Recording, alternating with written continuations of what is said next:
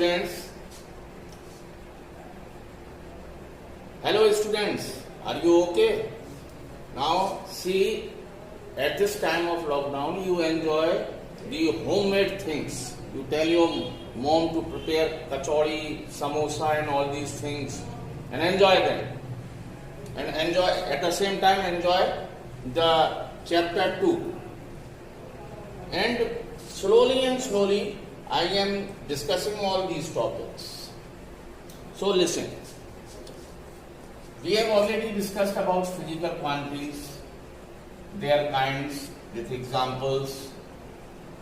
Then representation of scalars and vectors, that also in the first part I have demonstrated. This is part second. Now you will learn about concept of motion and rest. See, first of all we will discuss rest. Only rest. Rest.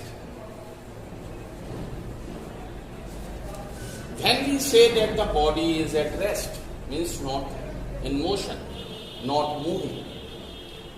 A simple thing comes in our mind, that when you see the object or any body which is not changing its position with respect to surroundings as well as time, then we say that it is at rest. For example, a chair is lying in the classroom. A chair is there lying in the classroom and it will lie at the same position. When the school is over, it will be there. Nobody is going to disturb it. With respect to other surroundings means tube light, fan and other chairs, other desks. That particular chair is not changing its position. All these things are called the surroundings in the classroom. If you select one particular chair, then the other chairs, desk and other items in that classroom, they will be the surroundings. So that particular chair is not changing its position with respect to the surroundings of the classroom. We say that it is at rest. But the thing is that you have to see absolute rest. There is no condition to say absolute rest. Instead of absolute rest, you should call the body at relative rest. Relative rest. Relative rest. Later on, you will discuss in higher classes what is this relative rest. A simple example I am giving you. I am standing in the classroom. I am not changing my position with respect to other students. So with respect to those students will say that I am at rest. But if you select another surrounding, means a person which is in the atmosphere and seeing you, maybe he is in the aeroplane and he is seeing all the students and watching me. So with respect to that person, we all are in motion because we are on the earth and earth is doing rotation. So this absolute rest we will not say. Whenever the surrounding changes, then we come in relative rest. So there is one thing, later on we will discuss more. Now we will discuss the motion. What is motion? See that there is a block which is lying on the floor. This is the floor and this is a clock which is kept on the floor. With respect to a person, I am drawing, this is a person. With respect to this person, this block is not changing its position. The distance from this person to block, that is also constant. This person can be regarded as surrounding, and we say that this block is at rest. But as soon as the surrounding will change, some another surrounding you will take, then may be possible that this block can be regarded in motion. Now, suppose I have applied the force on this block. Force is a vector quantity, so I will put an arrow. A proper amount of force acts on this block. Then this block comes here, then here. These are different positions, A, B, C.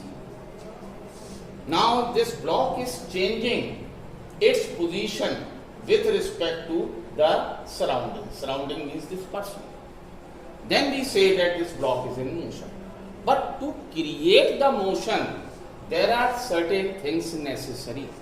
First of all, application of proper amount of force. Application of proper amount of force. Then the second is change in position with respect to surrounding. These two things are necessary to create motion. So the very simple definition of motion, that whenever a body is able to change its position with respect to surrounding and time, because the time will also change, then that body is said to be in motion.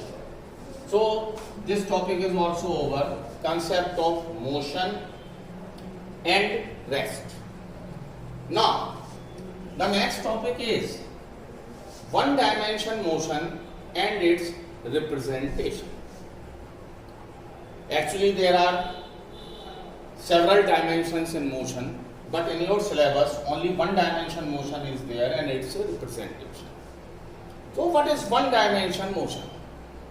Suppose you have applied the force on the body, you have applied this force on this block, and see, this block is moving in the direction of force. Let this direction be considered as x-axis. X-axis. It is moving in the direction of force only in one direction. At point A, just see, the motion is in the direction of force. It is not changing here and there. At B, again the motion is in the direction of force. At C, again the motion is in the direction of force. Means that direction you can regard it as horizontal x-axis. Then this motion is called one dimension motion. Means motion happening only in one direction. See, you can also clear it on a graph. On graph there are two axes, x-axis and y-axis. And suppose the block is here. It is lying on the origin. And you have applied the force. Force on the block. And the block moves like this, in this direction. Making a certain angle, let this angle is 30 degrees. Then this type of motion is also one dimension motion. Yes, this is also one dimension motion. Another example is also very clear. The earth is applying force of gravity. Suppose this is the ground, and you are standing here at point A, holding a ball. This is a ball. You are holding it by your hand, and then you leave it. What will happen? The ball will fall down. Why? Due to force of gravity, because force of gravity is acting on each and every thing which is lying in Earth's atmosphere. So this ball will fall vertically downward. That is also single direction. It is not moving like this. It is not moving like this. Neither it is moving like this. All these directions are not. It is falling vertically downward. And this direction you can regard as minus y-axis.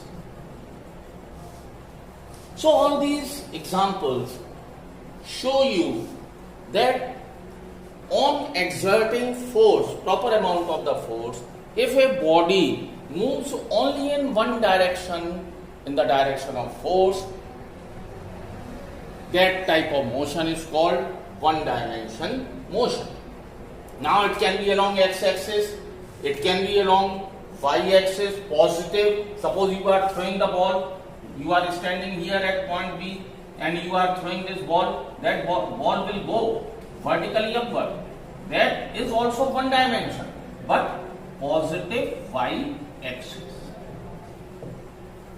So that is also, all these are the examples of one dimension motion. Now the question comes, what are the things necessary for one dimension motion? The things necessary, the parameters necessary for one dimension motion. So when you want to represent one dimension motion, how you will represent? So here you will get, you will take two parameters.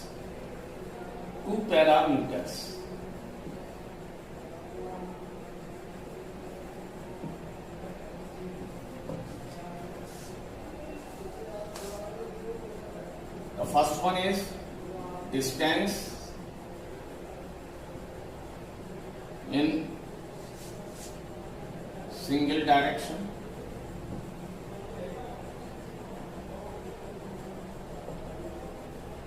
which we call displacement. Then second is the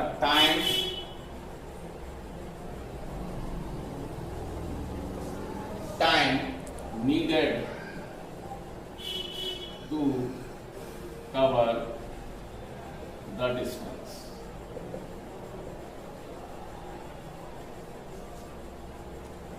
So this distance covered you can represent it by S and the time T.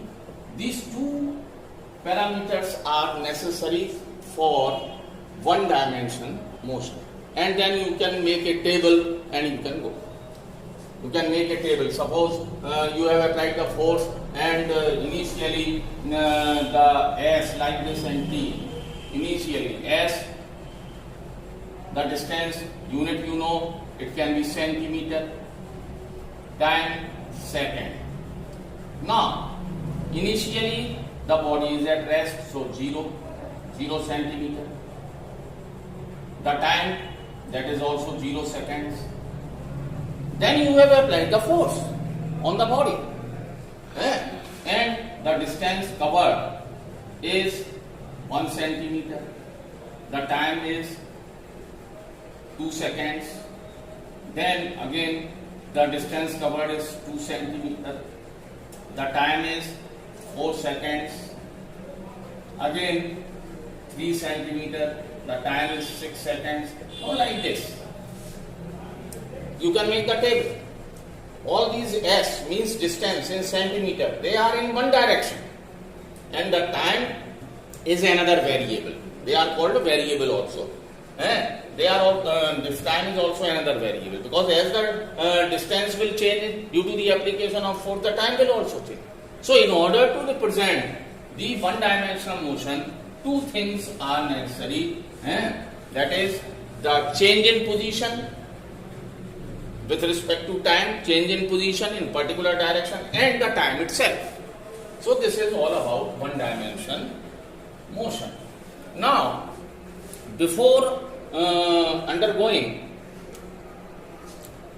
one-dimensional motion, before studying one-dimensional motion, there are certain terms which come in this system. The first is distance and displacement. Yes, students, again I am repeating.